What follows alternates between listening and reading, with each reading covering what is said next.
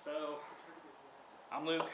I'm a .NET developer, and put this up here. I thought this was appropriate. I was kind of hoping to have some beer beforehand so I could try to hit the Balmer Peak for my presentation. So, I might just be a little socially awkward for this. Anyway, there's a link down there where you can follow along if you have a computer. I tweeted it so you don't have to type that whole thing in if you're interested. But if you can see it fine, that works too. Everybody seen that obligatory XKCD before? Oh boy, I just hit the wrong button. All right. Let's, might just have to use this. All right. So I kind of feel like there's a lot of people here thinking this right now. So if you're in this group, hopefully I'll just give me a chance, and maybe I'll turn your head and you'll be able to see some of the benefits that you can get to. 30 minutes is going to be kind of short. I got a lot of stuff to cover. I'm going to try to jump through a bunch of misconceptions first that you might have about .NET, and then go into some samples and hopefully even hack away somewhere and show you some real examples while we screw with it, especially with Link. So first off, .NET and C# aren't the same thing.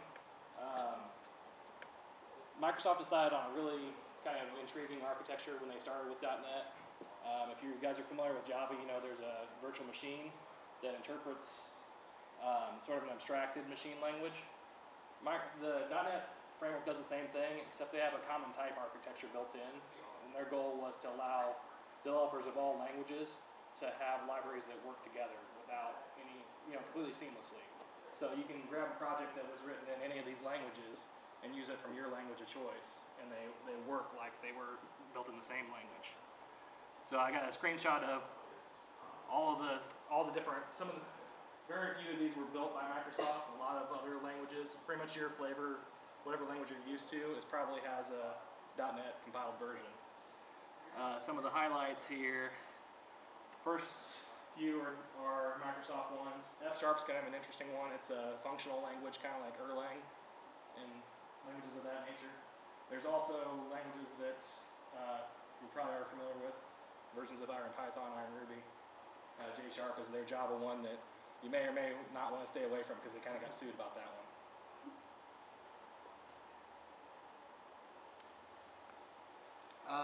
Also, .NET's a lot more than just the web. Obviously, they built it for building Windows applications, and there's a couple different versions of that. They've recently added a connection foundation, which was kind of a wrapper around communicating with all kinds of services. And then the Entity Framework is a recent development for like an ORM for databases. And this kind of shows you a graph of the development over time and what pieces. And really, all these pieces kind of can fit together in any way you choose to, which is kind of nice. You get to pick what you want to use. Also, one thing that ASP.NET gets a bad rap for is web forms, because that was the only thing that was available in the first couple of years. And what web forms is basically, when they built that, they decided they wanted to take Windows developers and what they were used to and abstract everything on the web into that framework. So you get a designer surface and like a designer view, and then a code behind view that handles events. And then they wrap all of the normal stuff we're used to dealing with on the web and some stuff that's happening behind the scenes that you don't really muck with. It sets the bar, it lets really low entry if you're used to that kind of development. But there are some hang-ups. I think I have an example. So this is kind of what that looks like. So pretty much all the way ASP.NET works is you have a templating language, which just is the standard web forms one over here. It's basically a XAML, like application XML type thing. Then in the case of web forms, you have a code behind page that contains some events that then works back and forth with what you have there. I want to mention view state, because if you ever get into this, basically, so I guess I forgot how to zoom here so you can see this a little better. What you'll notice here is that one of the nice things that you get for free with web forms is state management is completely handled by the framework. So you can have a page that has multiple views that causes several postbacks, and in any one of those views you can access controls and their values that happened even though those weren't really part of that request. And that's one of the things they abstract away. Now, that's really nice for when you develop, but it can go very badly, because how they implement that is basically they take all the properties that are on the page and put them in this big glob of encrypted stuff, and they post it every single time you post. And I've seen some developers create pages where this was like 1 meg or 2 meg. So every time you click the button, you had to wait for that not only to post to the server, but then come back to you the new version of it, which was just ridiculous. So you probably see rants about view state. Used correctly, it's really nice, and you can disable it wherever you don't want it, but you got to be careful. Sorry, I'm gonna close that out because I'm not using it anyway. Hopefully this doesn't go all the way back to the beginning. All right. Okay, so I skipped some stuff here. So a newer development after web forms is MVC, and a lot of you probably know what MVC is, but this is sort of the .NET flavor of it. So just like other languages, you have a model that specifies what the data is you're working with. In .NET's case, they have these, I'm forgetting the name of it, this tagging mechanism where you can specify metadata on each of your properties that are then used in your view. So you'll see there that it had the attribute password defined, and here all you say is that I want a label for that, and since you've already defined what the text to display is, it pulls it from there. Or here, this is where we'll pull the text box, and then here it's got a validation message that's the rules for validation are built into your model and then displayed, causes the display here, which is pretty nice.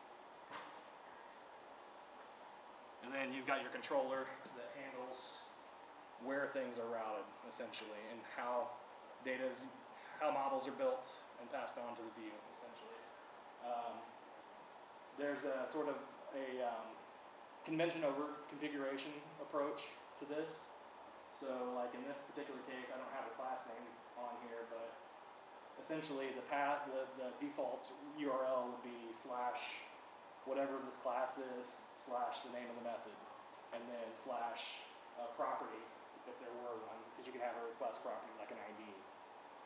You can muck with that all you want, but that's kind of the thing you get for free, and you can add extra paths on and all that. So if you're a control freak, which I assume most of us are in here since we've worked with the web for a long time, that's probably your choice most of the time.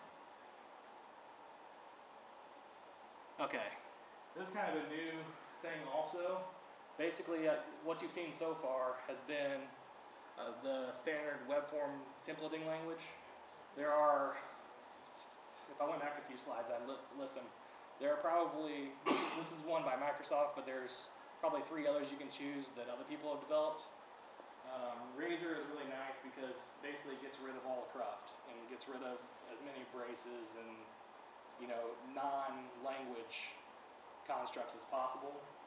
And the really cool thing about Razor is how they've developed the compiler and the environment you work with it in.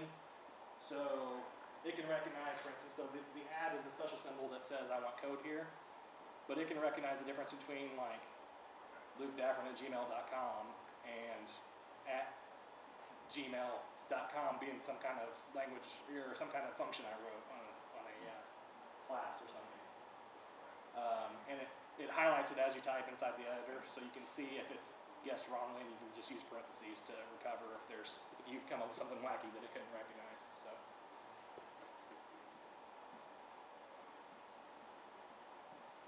Okay, so you can actually do .NET stuff on other things in Windows. Obviously, there's the Microsoft stuff that they support. It's how you develop games for Xbox and for Windows games. Obviously, Windows Phone and Silverlight, which is kind of like a Flash analog. But also, there's a open source project called Mono that a lot of the .NET framework is open source, But so they took that and they also took the pieces that weren't and rewrote them essentially, and they've kept up pretty closely with advancements. And I'm pretty amazed at how quickly the Mono release comes out after the Microsoft version. So with Mono, they have a Mono Touch platform that you can use in Android and iOS, and then the standard Mono is Windows, OS X, Linux. Here's the page about some of the stuff that has been done in Mono. I was pretty impressed that Unity 3D was one of those. So there's a lot more at that link, but I just picked a few. Okay, so you're probably also asking this question. So why go to all this trouble to use something that's not free? Well, there is a lot of nice stuff that's available that I personally haven't seen in other languages. I know that from talks with some other people that some of the languages have caught up with some of these concepts. But Microsoft actually has a really nice developer team that they've siloed from the rest of the organization. And it works a lot different than like the Windows group, and they don't have like people coming in and telling them do this thing. And so they've come up with a lot of advancements that are pretty neat. So I'm going to go through some of those real quick. First off, the tooling you get is pretty amazing. I'm not going to show that here. I mean, the Visual Studio actually has a free version you can go grab and try it out. Some of the awesome things they do, the code completion is really cool. So not only does it do it in their like XAML type code or the other templating languages, and in their C# code or their other languages, it does it for CSS and JavaScript too. And the amazing thing is the JavaScript one works with like jQuery and works with custom JavaScript that you've written where you're doing like duck typing stuff. Like you can say var foo equals bar as a string, and then if you say foo dot something, it gives you string operations. And then you can go take that same variable and change it to an int, and it recognizes that you've changed it and it gives you int operations. It's pretty amazing that they were able to do that. I don't use the designer much. I'm more used to the code completion inside of like the XML type views, but that is available if you want to see how it looks while you're working on it. And there's a split pane view where you can see both and they interact with each other. If you're a little more of a novice, they have property forms where there's a window off to the side where instead of typing out properties on stuff, you can fill out a little form and say, this is what I want. NuGet's actually really cool. What that is it's a package manager console application that's built into Visual Studio. And so if you can imagine like the Linux package manager and how it updates stuff on your OS and installs new applications and stuff like that, NuGet is an analog like that for your project. So you can pull other people's open source applications and things like that, and at the click of a button or typing a command, it's now integrated into your project without having to muck with all the configuration. It's just done. It's really cool.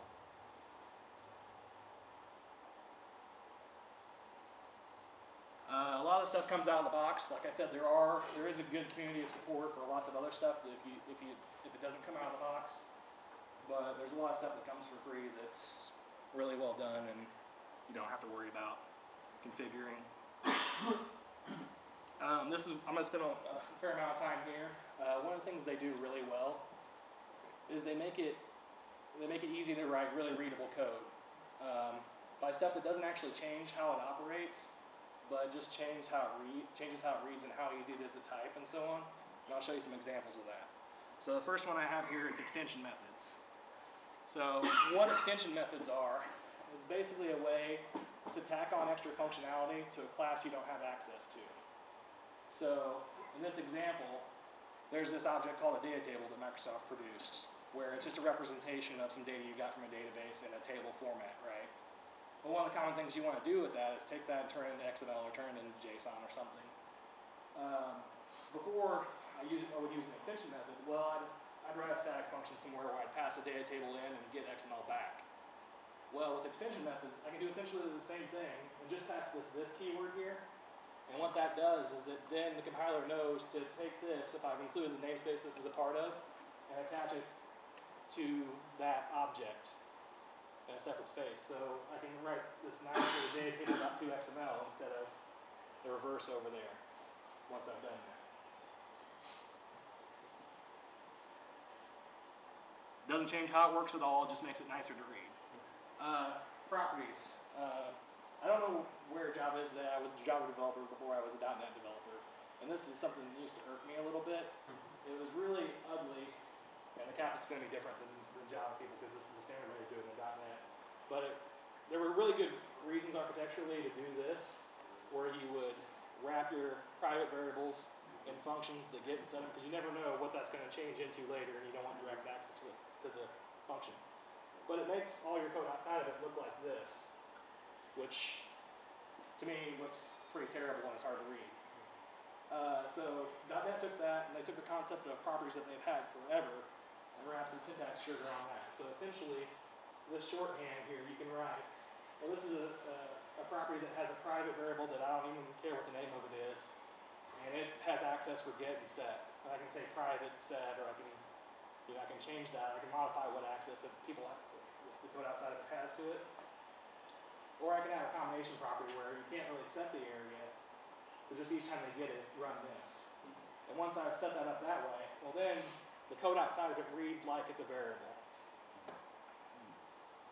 And you can do incrementers and so on. It just maps that off like it was a function. Okay, so object initializers. The idea behind this is that if you're used to Java, a lot of times you have like a bunch of overloaded constructors where there's optional parameters. Well, in .NET, you don't even have to muck with that. You can just assume that if you've written a property and it's publicly accessible, then they can set it along with the constructor. So it used to look like this, where you could do some default parameter passing down from one constructor to another and then eventually do the work that you're supposed to do. Well now, in this class, I don't even write that. I just write my properties. And then when I go and use them, I just use the constructor with no properties in it. And then I wrap this sort of syntax where I can specify each value in any order I want. And that's a little more verbose, but it's also a lot easier to read because you don't have to guess which parameter is set by what number when you're using it. You don't have to also worry about order as well. Right. You can put the order anywhere you want, and you're not a slave to how they decided what they thought the defaults would be. Maybe I only want to set width, and I'll let height be the default. Well, there's no constructor over here that allows that. I have to guess at what their default is and pass it in.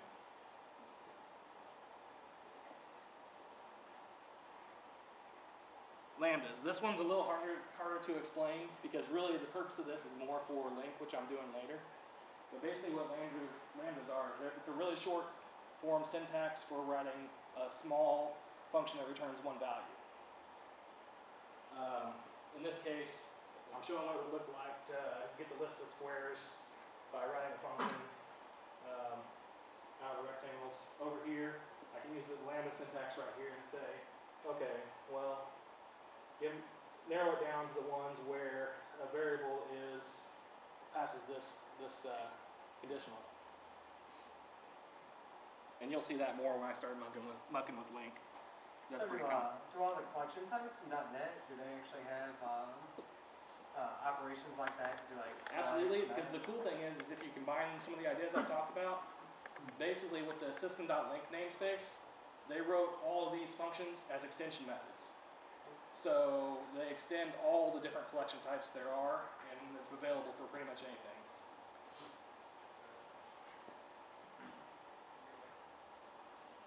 Okay, here's kind of similar to the object initializers. They have these optional name parameters. Some other languages have these too. Basically the idea is that you don't necessarily know which, in a function call instead of a constructor, you don't really know necessarily which ones they want to fill out, which ones they're okay with the defaults. And you have this complicated syntax of overloads for trying to specify that. Well, with optional ones, you just set the values in line on the function. And then when they call it, they just specify which values they want to set in any order they want. That was actually something that was demanded for a really long time because there's a com interrupt with like Word and stuff. And some of the Word library has like 50 parameters, and so you'd see this code where there'd be comma, comma, comma, comma, comma, comma, comma, the value I want, comma, comma, comma, comma, comma. And so they add this mostly at the request of those people. So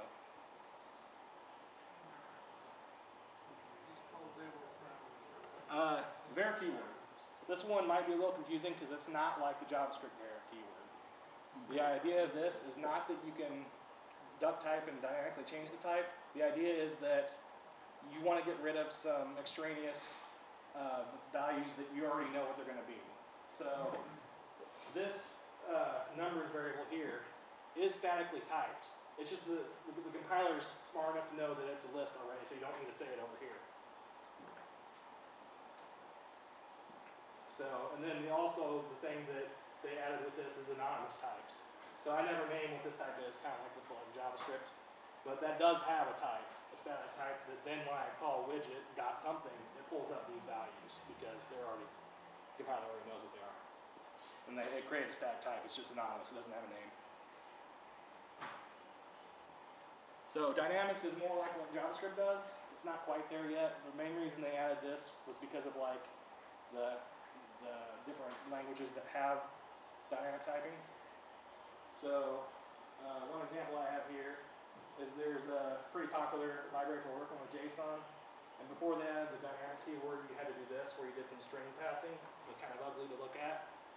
This code over here does exactly the same thing, and it's not compiler checked. It's runtime just like that. It could be, you could have a runtime error in either case, but when you read the code, it's a lot easier to read.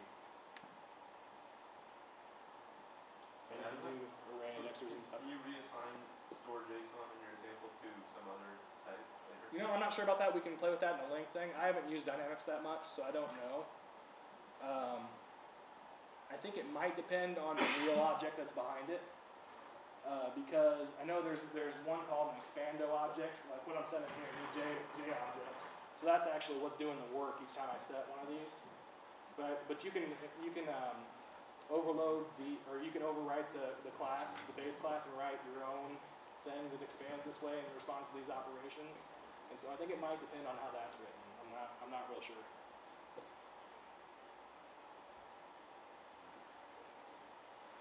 Okay. LINQ is the big one. I kind of saved it for last. LINQ stands for Language Integrated Query. The idea is basically you've got type safe, compiler checked, easy to code, code completion, able database code. But not only database code, they extended it to all their collections. So they have linked to objects. You can do it on XML, you can do it on JSON. There's a couple different syntaxes, and I'll show you some. P-link, which is kind of interesting as well. I won't explain what that is just yet.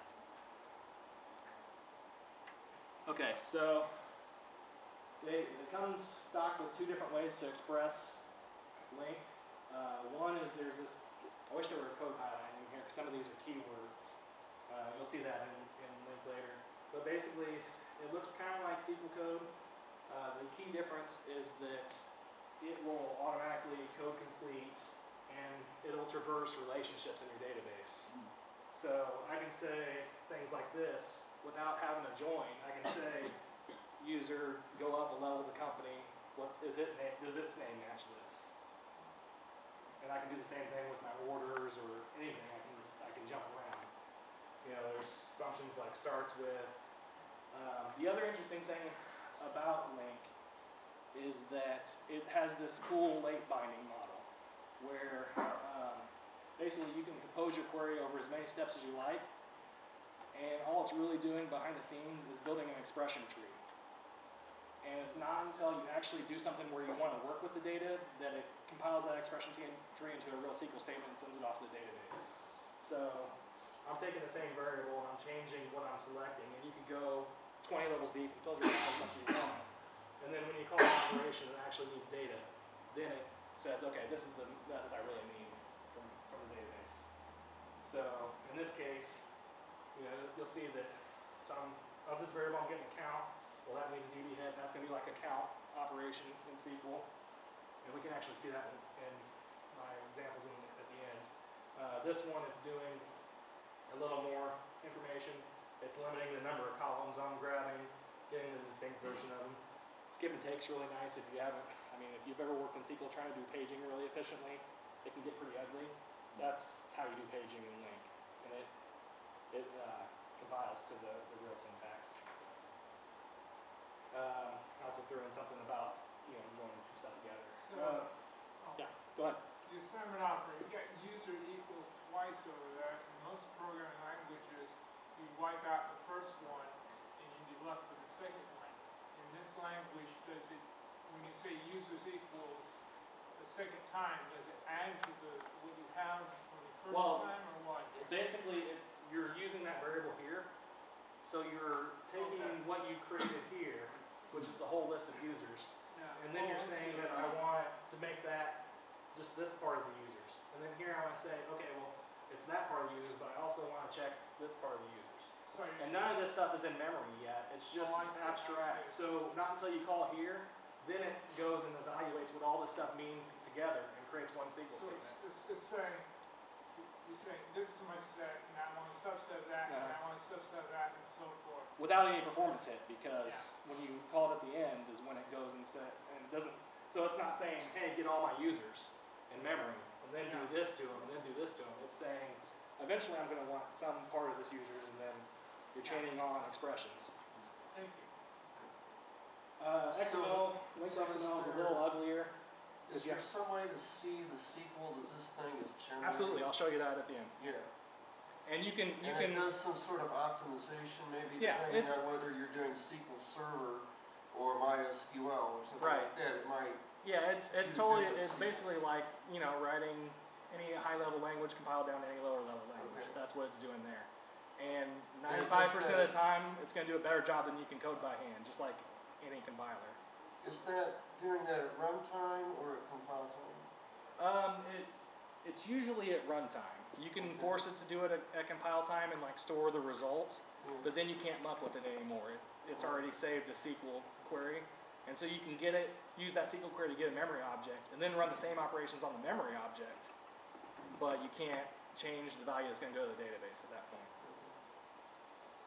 So is there potential for a mismatch between how you're representing the associations between your entities and how they're stored in the database schema? Like, You can handle that any way you want to. Basically, this data context.users, I'm assuming you have an ORM that's defining that. There are 3 that I know of built in with Microsoft. There's a couple others that other people have coded, and you can choose your best one. you know, like the Entity Framework, like the blessed one, and Yeah, pretty much. Entity Framework is the latest and greatest, and it actually has a recent version that does this really cool thing they call Code First, where the old school Entity Framework and Link to SQL, you would build a database, and then you would use the designer to drag databases on there and define relationships if they didn't already exist, and so on, and it would create this big XML document that would describe that would turn into code, and you could run this. With Entity Framework Code First version, you can essentially write what they call POCO, plain old class objects, and then it'll magically create the database schema off of that and go build the database for you if you haven't built the database yet. You can start with the code and let it build the database structure if that's what you're more comfortable with. It's really cool. I don't have any examples of that here, but I could have, and there's so much to cover. I want to cover that. But I gather in your example, for that to work, that code fragment has to already know what the database schema looks like in order to do a syntax Yeah. check that you've Uh-huh. done links and everything properly. Yeah, How are so you describing that? Is that an XML document or something you're feeding in? There's a couple of levels to it, but basically, there's about 5 different ways to describe it. The common way is Entity Framework, which you can either build your database, take a designer surface, and connect to your database and drag tables onto it, and it'll automatically pull the foreign key relationships and show them to you and it builds an XML schema that then goes down to C#, and then C# goes, or whatever language you're using, and then builds as an object. It's kind of intricate, and I don't have an example to show you, but it's easier than you think. You don't have to do much by hand. It's pretty much all done for you. Unless you want to muck with it a little bit, you can set some properties and say that, for instance, like if there's there's a blob object in the database, and you don't want it by default to grab that any time, you can set it to say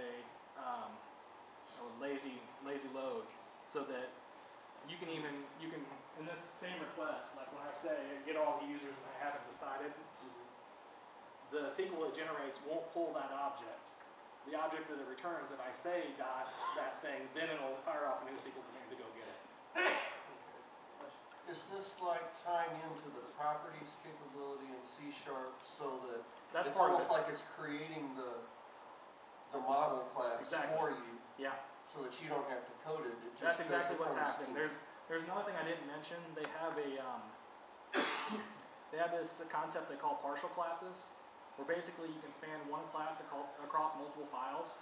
Okay. And so what they do for something like what you're talking about is you build a model in this little designer surface. It builds a partial class in code, and then you can tack on custom properties by opening up a new file without mucking their file and end up losing your code because their designer decides it doesn't need it. And it'll combine the classes at compile time into one class, so you can have the code that you're doing by hand over here and the code they're generating over here, and you only ever have to look at that. And it's different than having a base class and just extending it. It's Yeah, at the it's same one level. class. They're just One defined in class. separate files. Okay.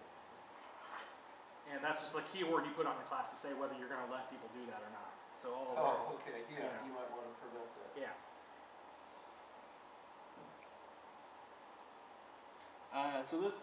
You've seen parts of this already. There's also a method syntax if you're less a database guy and more and really this is all a matter of preference. In our projects, we've typically had a, sort of a separation of concerns where most of the database stuff happens over in this project, and most of the web stuff happens over in this project. And typically we've chose the expressive syntax over here, and then the method syntax over here, because they kind of fit in where you are. So like most of the time, your set of model classes and stuff are going to return just the results you need. But there may be a case like when you saw take and skip, where I want to return from here. I don't want to define how big my pages are. So I'm just going to return the whole set here, even though it's an expression. And then in your UI, you're saying, okay, well now I want to take that and take the first page of 50 or the second page of 50 and use that. So does that XML accompany that code, or is that an alternative? They're just two different Okay. ways to look at links. So Do a lot of this people is- do the XML way? Well, basically, it's what are you querying with the link? So if you're querying objects or database stuff, it looks like this. If you're querying some XML you got from a URL, it looks like this, because it's not statically typed at that point. So you have to use some other functions to get to the inners of the XML. And I have some examples that I can run and show you on that too. Okay, p-link is really cool. So one of the things about Link that's really neat, the way they designed it, is actually I have a terminology for this. I'm gonna forget it now. But basically, one of the key benefits of Link is that you're specifying the what and not the how most of the time. So what that means is that the compiler knows more about what you really want and less about how to do it, so it can take what you're asking for and do it in a way you're not expecting or a different way than you initially intended. So what that means is something a task that's usually really hard for a compiler to handle itself, like parallelization, is actually pretty simple. So the only difference between this code and this code is that I said as parallel right here, and then this contains operation is then going to be split across however many processors you have. Because you never specified, okay, go from the first one to the last one. Compiler doesn't know what to do with that. You've said that I want to know what's in here instead of how to do it. I can show that too. So I have time for LinkPad here. So LinkPad is a tool that someone else developed. His name's, I think, Joseph Alhambri or something like that. And what's cool about it is it's basically a read about print loop for .NET. He built it as a way to take a look at your databases using Link, but you can actually do pretty much anything .NET inside there. So this code is going to be really hard to read, but basically, so this is a big chain just to show you what happens here. So a big chain of going from, here, let me expand the database. So this on the left here, this is what LinkPad built as sort of an object representation of the database that I'm connected to. So in this case, the table may not be called dim accounts, it might be called dim account or whatever, but it has some properties where it's building classes logically. And you can see, like if I expand one of these, it takes a primary key, account key, Well, and then it shows you that there's objects mapped to it. So an account has a list of children and it has a parent. Well, that's actually the object. And then you can kind of see how that works over here. Is that adjustable? Let me see if I can.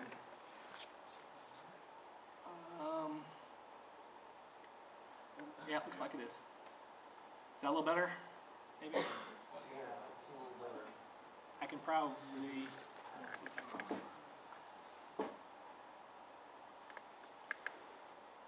So, okay. So if I execute this real quick, really the interesting thing about this is not here. Hold on, I can't quite get to this. Okay. So when I execute this, it's going to show you the results at the bottom as it builds each of these queries. And you can see I've taken objects from the database. I've sort of chained operations and changed what I'm getting several times. And down here, LinkPad is showing me a representation that's getting back from this database on this data I asked for. And so like in this case, I narrowed down what I was looking at in this case. So, like I said before, you can see what SQL is generating here. So it's going to be kind of hard to compare with the limited screen space I have. But if I click over the SQL tab here, you can see each SQL query that was generated because of the stuff that's up there. And you can see that when it starts to get complicated, you wouldn't want to write some of this by hand. But this is like probably the most efficient way to get that set of information that I was able to express in a lot easier way up at the top.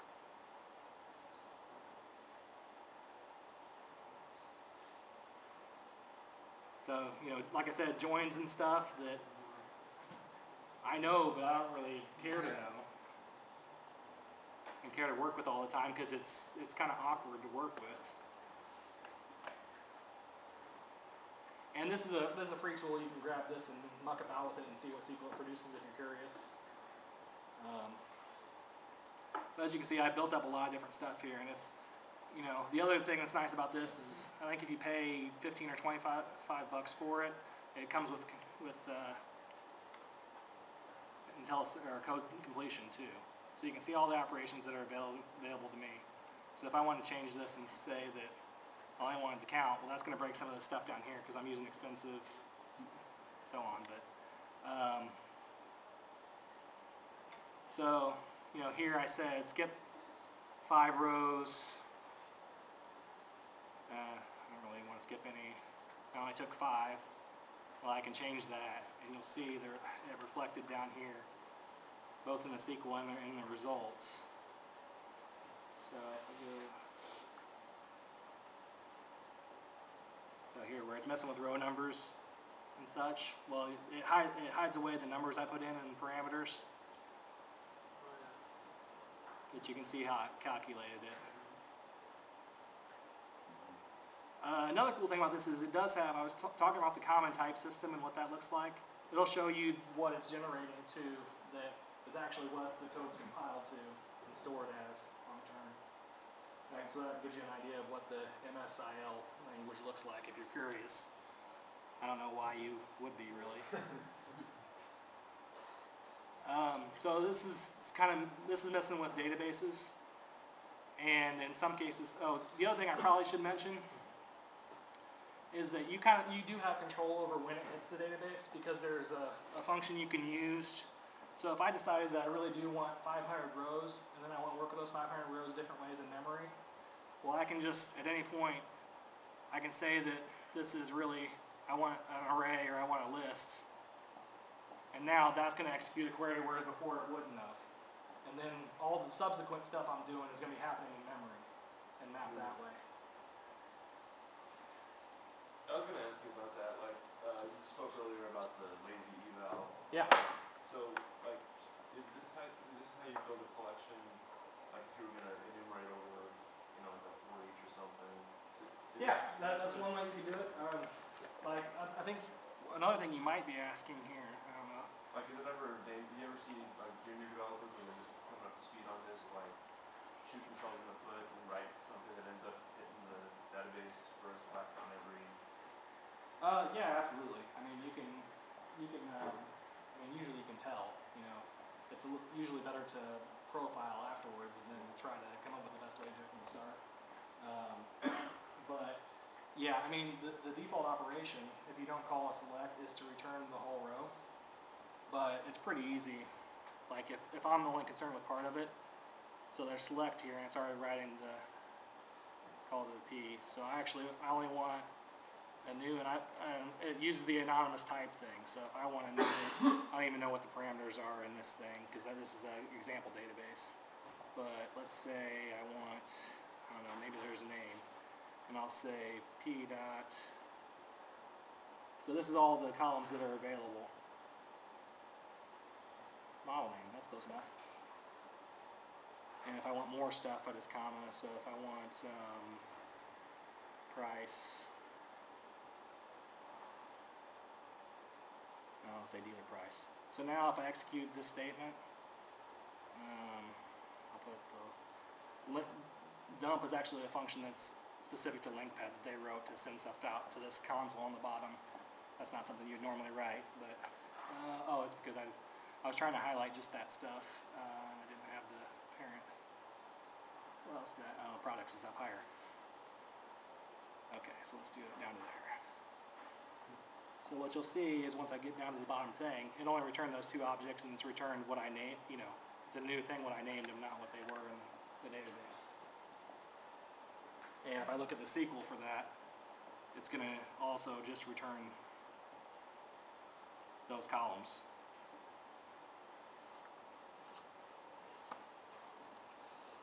So that's working with databases. I showed you an XML example before.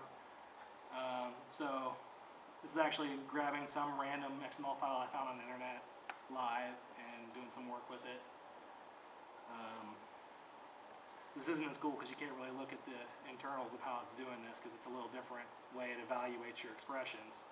But it shows you how I can take an XML document and then I can build a new object off of it. And some of this might be a little confusing, I realize. This is a shorthand for if this is null, use this. It's a null coalescence operator. And so, and the other thing you can see is that I can actually, so here I'm building a Boolean, whether it has a paragraph called introduction, I'll use any operator. There's a lot of operators like that, count, where, and so on. So it shows the results down there. So it plays nice with XPath by virtue of it implementing some interface. Yeah, there's this is a built-in function that's built into the .NET framework on this object up here, this XDocument object. Because you can, inside of here, you can run any functions that are available or any properties that are available. Here you can. One caveat I do have is if I'm doing this kind of stuff on stuff that's not in the database, and I'm back on the database model, it will throw a compiler exception if it does something that can't map to SQL code. And then in that case, you would do like a toList first, and then you'd run your operation that has to happen in memory.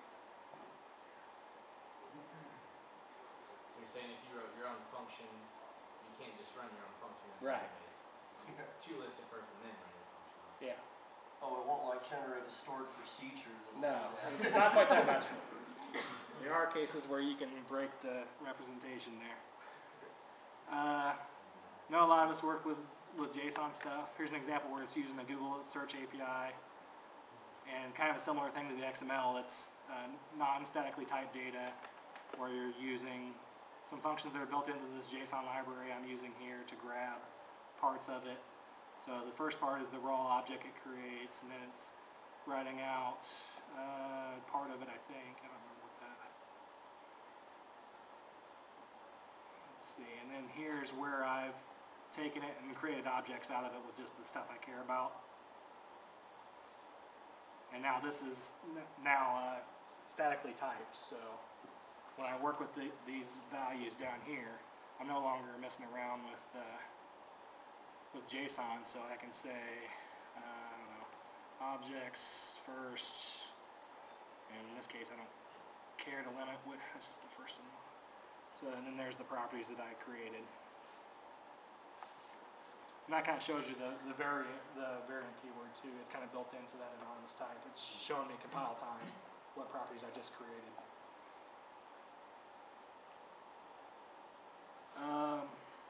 Here's another one where I grabbed some library that handles Excel documents and did the same kind of thing. Not really all that special, but kind of interesting.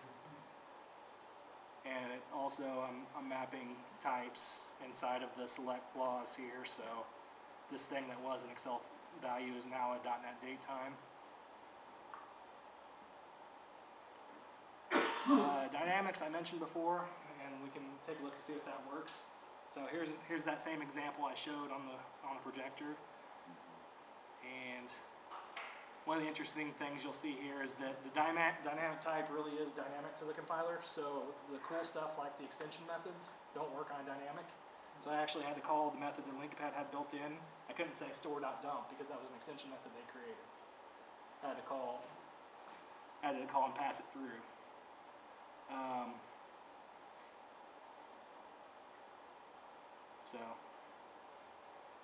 And actually the library I was using for JSON, they built dynamics into their library too, so I can reference it that way instead of the sort of array syntax, property syntax you were seeing before. What you asked before is if I can dynamically change this, so I'm kind of interested too. So let's say I did store JSON products count equals 2 here. Not sure if this is going to throw an error or not. Oh, it seemed to work. You can't tell the type in there, but apparently it changed it. Let's see if I do it with a date, we should be able to tell easier. I don't know why you'd ever make a count a date, but we'll do it. Easiest way is probably.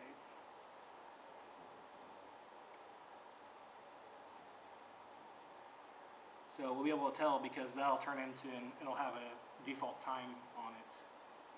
Oh, it got a date object down here in JSON, it wrote it out. I guess I wasn't writing.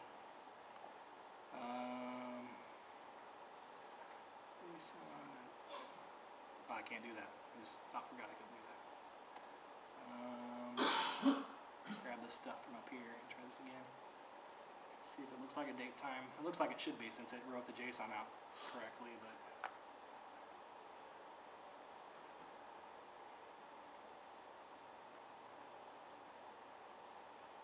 so yes, you can change the type with the dynamic.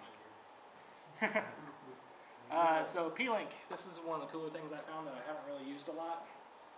I told you it was as simple as saying as parallel. So here's the proof of that.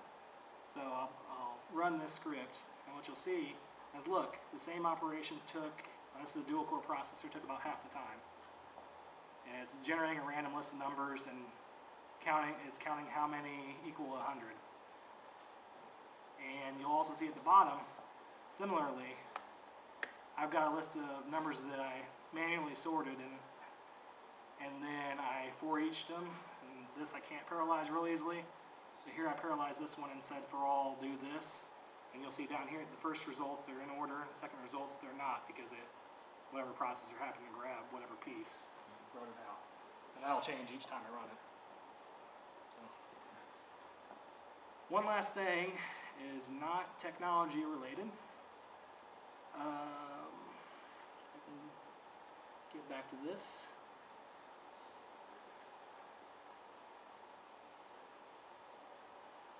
We have a league in town that's really fun, indoor wiffle ball, that will be starting up in a couple of weeks probably, and we're looking for people to be teams. So I'll show you a quick clip of that. Is this your group here, or is this just a generic? I'm going to be pitching on this one. Okay. And some other people on my team were on it.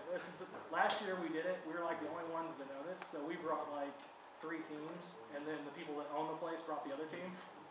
So we'd like to get some more people into it because it's really fun. I meant to bring the ball in because it's not a traditional wiffle ball. It's like halfway between a hard ball and a wiffle ball. It's like got a hard ball coating, but it's got the wiffle ball holes, and you can throw it like a wiffle ball pretty much. You get about the same movement, and it just moves a little faster. So hopefully this runs. Connection might be a little slow or something for this. There's I guess Dustin's not here, but this is his play at the end of this. First I strike Kyle out, I think, and then if it actually plays. That pipe buffer. So This camera that I'm using right here is mounted behind a piece of wood that's the strike zone with a hole through it. So you can see this is like the batter cam, and you can hear it thump when it hits the strike zone as a strike. Which That person in the back right wearing a mask or a hat? it's a hat. He's in a mask. They look like anonymous people actually, just by the lighting. Like they're all wearing masks. So it does a nice little dip there.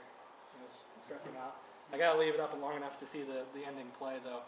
The way we play, so we got this really short indoor batting cage infield. You hit the ball up here and that's a pop out.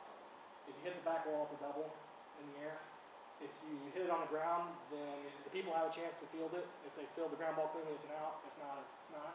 So this guy right here gonna make a web gem play here. I wish we could see it.